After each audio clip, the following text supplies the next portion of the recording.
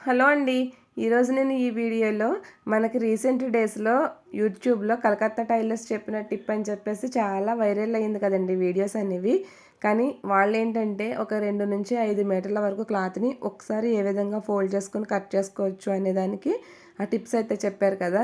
So, మామూలుగా boutiques run చేసే వాళ్ళకైతే అది యూజ్ అవుతుందండి.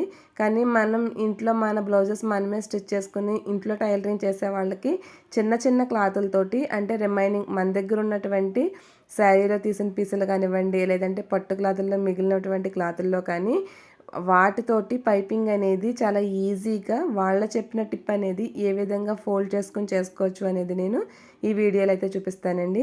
ఇక్కడ మీరు చూస్తున్నారు కదా! ఇవన్నీ కూడా నేను మన దగ్గర ఉన్నటువంటి మన పట్టు బ్లౌజులు ఉంటాయి కదండీ! సో, పట్టు బ్లౌజులనే కాదు, శారీలో తీసిన పీసులే కాదు, వాటిని అదే ఫార్ములా యూజ్ చేసి ఫోల్డ్ చేసి మనం గనక కట్ చేసుకుంటే, ఈ విధంగా కట్ చేసుకుంటే క్లాత్ అనేది కొంచెం పెద్దగా ఉందనుకోండి, ఒక బ్లౌజ్‌కి సరిపడే అంత ఒకసారే కట్ చేసుకోవచ్చు. క్లాత్ మరీ చిన్నగా ఉంటే 2 సార్లు కట్ చేసుకున్నామంటే బ్లౌజ్ అంతా సరిపోయేటటువంటి పైపింగ్ క్లాత్ అనేది ఈజీగా రెడీ అయిపోతుందండి.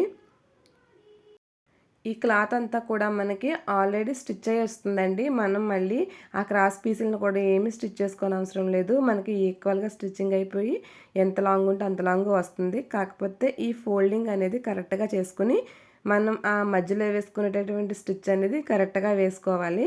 మనం కరెక్ట్‌గా గనక వేసుకోకుండా నిలువుగా వేసుకోవాల్సిన స్టిచ్ గనక అడ్డంగా వేసామనుకోండి, అప్పుడు దాంట్లోంచి వచ్చే రిజల్ట్ ఎలా ఉంటదంటే, ఇదిగోండి ఇక్కడ నేను చూపిస్తున్నాను చూసారా? ఇలా బ్యాంగిల్స్‌లా వస్తదనమాట. మనం చూసేటప్పుడు చాలా ఈజీగా ఉంది, చాలా ఈజీ అనుకుంటామండి. కానీ అది అప్లై చేసేటప్పటికి మనం ఏదో ఒక చిన్న మిస్టేక్ అయితే చేస్తాము. అందుకనే నేను ఈ వీడియోని పూర్తిగా చూడమని చెప్తున్నాను. బిగినర్స్ అయితే మాత్రం స్టెప్ టు స్టెప్ మాత్రం కరెక్ట్‌గా చూడండి. ఇది నేను 3, 4 టైమ్స్ ట్రై చేసిన తర్వాతే ఈ వీడియో అనేది చేశాను. చూసేటప్పుడు వీడియో అనేది చాలా ఈజీగా అనిపిస్తుందండి. కాకపోతే మనం ఒక్కటి నిలువుగా వేయవలసిన స్టిచ్ గనక అడ్డంగా వేసామనుకోండి, ఆ విధంగా మనకి క్లాత్ అంతా కూడా పాడైపోతుందనమాట. సో, ఈ ఫోల్డింగ్ అనేది మన దగ్గర ఎంత చిన్న క్లాత్ ఉన్నా సరే, ఎంత పెద్ద క్లాత్ ఉన్నా ఇదే విధంగా మనం ఫోల్డ్ చేసుకుంటే సరిపోతుందండి. ప్రతీదీ కూడా మనకి ఈజీగా వచ్చేస్తుంది. ఇక్కడ చూస్తున్నారు కదా! ఇది నాకు శారీలో చిన్న పట్టు శారీలో మిగిలినటువంటి చిన్న క్లాత్ అండి. ఇది మనకి ఏదైనా గ్రీన్ కలర్ బ్లౌజ్‌కి పైపింగ్ వేసుకోవడానికి చాలా ఈజీగా ఉంటుంది. మనకి ఈజీగా ఇది 2, 3 బ్లౌజులకైతే వచ్చేస్తుందండి ఈ పైపింగ్ క్లాత్ అనేది. సో, దీన్నైతే ఏ విధంగా ఫోల్డ్ చేయొచ్చు అనేది చూపిస్తాను. క్లాత్ మీకు ఎంత వెడల్పైనా ఉండనివ్వండి, ఎంత పొడవైనా ఉండనివ్వండి, ఫోల్డింగ్ మాత్రం ఈ విధంగానే అయితేనే చేసుకోవాలి. మీరు తీసుకున్నటువంటి క్లాత్‌కి ఈ విధంగా ఈక్వల్‌గా అయితే ఫోల్డ్ చేసుకోండి. ఇంత పొడవే ఉండాలి, ఇంత వెడల్పే ఉండాలని ఏం లేదు. క్లాత్ ఎలా ఉన్నా పర్వాలేదు. కానీ ఫోల్డింగ్ మాత్రం ప్రాపర్‌గా చేసుకోవాలండి. మనం తీసుకున్న క్లాత్‌ని ఈ విధంగా హాఫ్‌కి అయితే ఫోల్డ్ చేసుకొని పెట్టుకోవాలి. ఈ విధంగా ఫోల్డ్ చేసుకున్న ఈ హాఫ్‌ని ఒక స్టిచ్ అనేది వేసేసుకోవాలండి. ఈ విధంగా స్టిచ్ అనేది వేసుకొని మనం ఇక్కడ నేను వీడియోలో ఎలా అయితే చూపిస్తున్నానో ఆ విధంగా క్లాత్ అంతా కూడా కరెక్ట్‌గా సర్దుకొని మీకు ఈ విధంగా ట్రయాంగిల్ షేప్‌లో ఫోల్డ్ అయితే చేసుకోవాలి. సమోసా ఫోల్డింగ్ అంటారు కదండీ! సో, ఫింగర్ అనేది ఆ విధంగా పెట్టుకొని ఇలా మనకి ఈక్వల్‌గా ఆ ఎడ్జ్ అనేది ఎక్కడికొస్తుందో అక్కడ వరకు కూడా మనం ఈ విధంగా ట్రయాంగిల్ షేప్‌లో ఫోల్డింగ్ అనేది చేసుకొని ఒకసారి దాన్ని ఇలాగా మొత్తం అంతా కూడా సాఫ్ట్‌గా అనుకోవాలండి. అనుకున్న తర్వాత మీకు ఆ ఎడ్జ్ ఉంది కదా! ఆ ఎడ్జ్ దగ్గర ఈ విధంగా ఒక చిన్న నాటయితే పెట్టుకోవాలి. మీకు చిన్నది ఒక గుర్తుగా ఉండడం కోసం ఒక గీత లాంటిది పెట్టుకోండి. మనం ఆ ఎడ్జెస్ 2 కూడా కలిపి కుట్టినప్పుడు ఇలా వస్తదండి మనకి. ఇప్పుడు మనం ఆ విధంగా మనం కార్నర్స్ పెట్టాం కదా! నేను ఇంకొకసారి చూపిస్తున్నాను చూడండి. ఈ విధంగా మనం ఇంకొకసారి ట్రయాంగిల్ షేప్‌లో గనక ఫోల్డ్ చేసుకొని అక్కడ చిన్న మార్క్‌లా పెట్టుకున్న తర్వాత ఇప్పుడు మనం ఏ మార్క్ అయితే పెట్టుకున్నామో ఆ ఒక్క క్లాత్‌ని మాత్రమే పట్టుకోవాలండి. కిందున్న క్లాత్ అంతా కూడా వదిలేసేయాలి. వదిలేసిన తర్వాత మీకు వీడియోలో ఎంత క్లియర్‌గా చూపిస్తున్నాను చూసారా? మనం ఏదైతే పట్టుకున్నామో దాన్ని ఫోల్డ్ చేసుకొని మన కింద వరకు కూడా స్టిచ్ అనేది వేసుకు వెళ్ళిపోవాలండి. ఇక్కడ మనకి కొంచెం క్లాత్ అనేది వంకర్లు వంకర్ల కింద వస్తుంది. ఎందుకంటే క్రాస్‌గా తిరగాలి కాబట్టి క్లాత్ మీరు అదేం పట్టించుకోకుండా జస్ట్ మీరు ఎక్కడైతే నాటు పెట్టారో నేను మళ్ళీ ఒకసారి చూపిస్తున్నాను చూడండి. మీరు ఎక్కడైతే గీత అనేది పెట్టారో దాన్ని ఒక ఫోల్డింగ్ అంతా ఒక లేయర్ కింద పైకి తీసుకొని ఆ 2 ఎడ్జెస్ పట్టుకొని మీకు ఎండింగ్ వరకు కూడా ఆ యొక్క ఎడ్జెస్ అనేవి కలిపి కుట్టుకుంటూ వెళ్ళిపోవాలండి. ఇది ఎంత పొడవున్నా సరే. మనం అలా కుట్టుకుంటూ వెళ్ళిపోతే క్లాత్ అంతా కూడా మనకి క్రాస్ తిరిగిపోతుంది. మనకి చాలా ఈజీగానే అర్థమైపోతుందండి. మనం ఫస్ట్ స్టార్టింగ్‌లో ఎక్కడైతే స్టిచ్ చేసామో ఆ కార్నర్ పట్టుకుని మనం ఈ విధంగా అన్నామనుకోండి, క్లాత్ అంతా కూడా మనకి కరెక్ట్‌గా మనకు ఆటోమేటిక్‌గానే తిరిగిపోతుంది. దీనికి పెద్దగా మనం ఏమి శ్రమ పడవలసిన పని లేదు. జస్ట్ ఇలా పట్టుకొని ఈ 2 కార్నర్స్ పట్టుకొని గనక మీరు కరెక్ట్‌గా పట్టుకుంటే మొత్తం మీకు క్రాస్ తిరిగిన క్లాత్ అంతా కూడా లైన్‌గానే మనకి ఈజీగానే వచ్చేస్తుందండి. ఇక్కడ చూసారు కదా! మనకి లెటర్ ఫోల్డ్ చేస్తే ఎలా వస్తదో అలా వస్తదనమాట. ఆ లాంగ్ అనేది మీరు తీసుకున్న క్లాత్ ఎంతుందో అంత లాంగ్ అలా వస్తదండి మొత్తం అంతా కూడా. మీరు ఈ 2 స్టిచ్‌లు వేసేటప్పుడు గట్టిగా ఉండే కుట్టు మాత్రం పెట్టుకోండి. దగ్గర కుట్టు అనేది పెట్టుకోండి. ఎందుకంటే మనకి ఇక్కడ పీసెస్ అనేవి అతుక్కుని వస్తాయి కదా! సో, అందుకని మనం కుట్టు అనేది కొంచెం దగ్గరగా పెట్టుకొని కుట్టుకుంటే బావుంటదనమాట.